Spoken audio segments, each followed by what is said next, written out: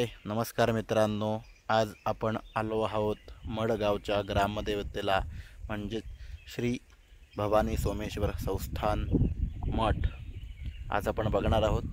तर चला बघूया। तत्पूर्वी नेहमीप्रमाणे आपल्या एज गुणेजी चॅनलला सबस्क्राइब करायला विसरू नका।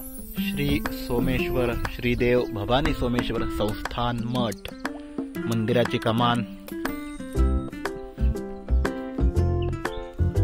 मंदिरात कमानीतून आतमध्ये प्रवेश केल्यावर भव्य दिव्य अशी नुकताच शिमगोत्सव झाल्यामुळे भव्य दिव्य अशी रांगोळी काढलेली होती। त्याचा इथे बोर्ड लावलाय, बघू शकता तुम्ही।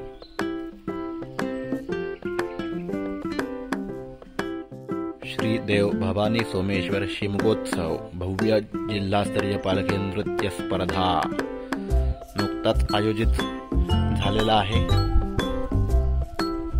तर हा मंदिराचा परिसर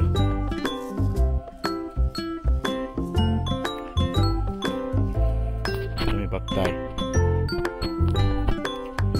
व श्रीदेव भवानी सोमेश्वर रंगमंच। तर आपण मंदिरात जाऊया, चला।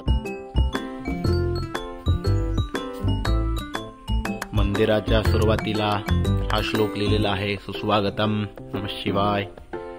मंदिरात प्रवेश केल्यानंतर सभागृह,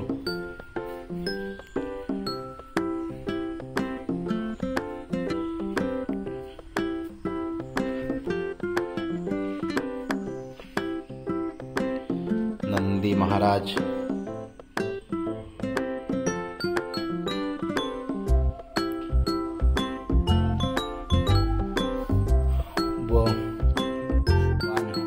शंकरांची पिंडी,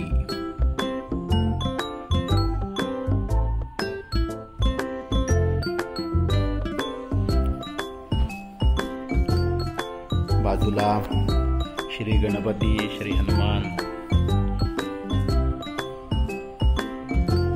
माता पार्वती, श्री गंगा माता, इकडे श्री चंडप, श्री महालक्ष्मी। या गावची ग्रामदेवता श्रीदेव भवानी सोमेश्वर हे मूळ ग्राम, त्या अंगभूत श्री महालक्ष्मी वरदान त्रिमुख पंचायतन असं या गावाला गावची ग्रामदेवता म्हटलं जातं। इकडे प्रदक्षिणेला मार्ग, मंदिराच्या उत्सवाची पालखी,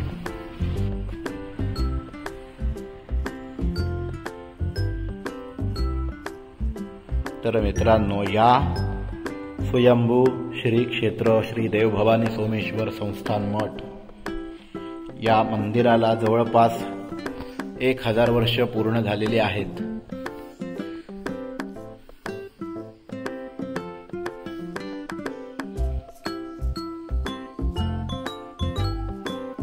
असं हे भव्य दिव्य मडगावचं ग्रामदैवत तुम्ही पाहताय।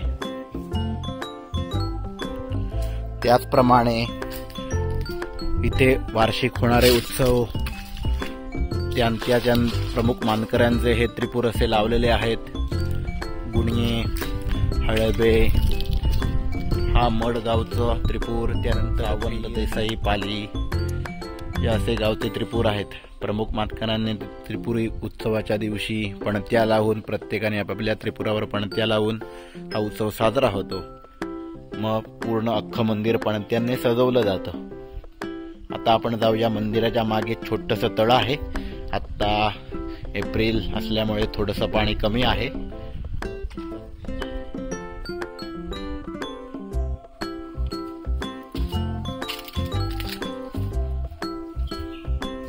तर हे मंदिराच्या बाजूला असलेलं छोटंसं तळ, आजूबाजूला झाड असल्यामुळे पाण्यात कचरा पडलेला आहे व दरवर्षी गणपती विसर्जन असल्यामुळे उरलेले विसर्जन झालेले गणपतीच्या मूर्तींची माती। त्याचप्रमाणे बाजूला प्रदक्षिणा मार्ग स्थानी असलेले छोटंसं त्रिमुख मंदिर म्हणजे श्री दत्तगुरु यांचं छोटंसं मंदिर इथे आपल्याला बघायला मिळतंय। दत्तात्रेय भगवान की जय. मंदिर म्हटलं की धर्मशाळा असतेच, तशी ही धर्मशाळा इथे छोटीशी बांधलेली आहे. मंदिराचे जे काही कार्यक्रम होत असतात, मग कोण राहण्यासाठी येणार असतो, जेवण खाण्याचं सगळं नाश्त्याची सोय ते धर्मशाळेमध्ये होत असते.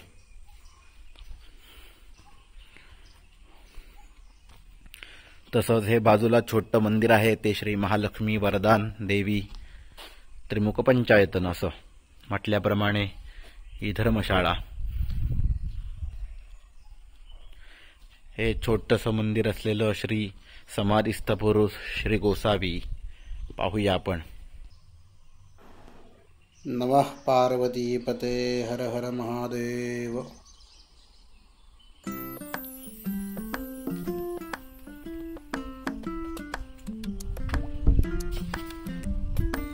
तर महालक्ष्मी मंदिर समोर जी पालखी ठेवली आहे ती दरवर्षी शिमगोत्सवाला सजवण्यात येते. रूपं लावली जातात, गावागावात फिरवली जाते, नाचवली जाते. ती ही पालखी आत्ता शिमगोत्सव संपल्यामुळे पालखी सुद्धा रिकामी आहे. श्री वरदान देवी तसंच श्री भैरी भवानी.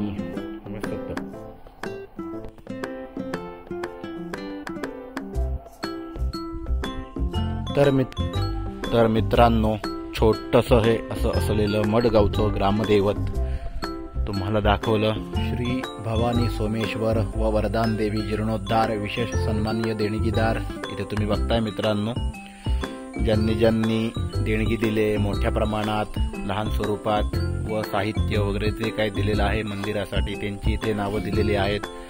व श्री भवानी सोमेश्वर मंदिर जीर्णोद्धार ट्रस्टी त्यांची पण इथे नावं आहेत. प्रमुख मानकरी त्यांची नावं आहेत. व श्री दिनांक 13 मार्च 2019 फाल्गुन शुद्ध सप्तमी शके 1940 करवेर पीठाधीश श्री विद्या नृसिंह सरस्वती शंकराचार्य हस्ते भवानी सोमेश्वर मंदिरावर कलशारोहण करण्यात आले.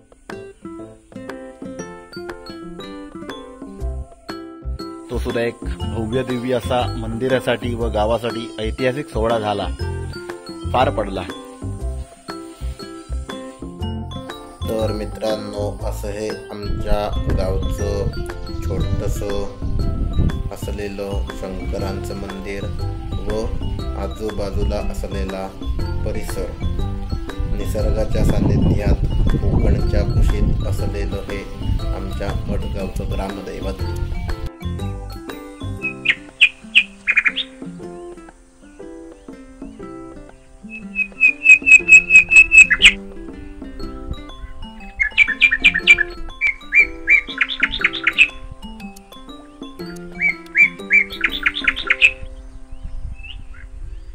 तर मित्रांनो, असं हे दाखवलेलं श्री देवभवानी सोमेश्वर संस्थान मठ. आज माझ्या मागे तुम्ही बघताय, आज गर्दी बिलकुल नाही, कारण सोमवार नाही व इथे चैत्रोत्सव चालू असल्यामुळे सर्वजण तिकडे गेले आहेत.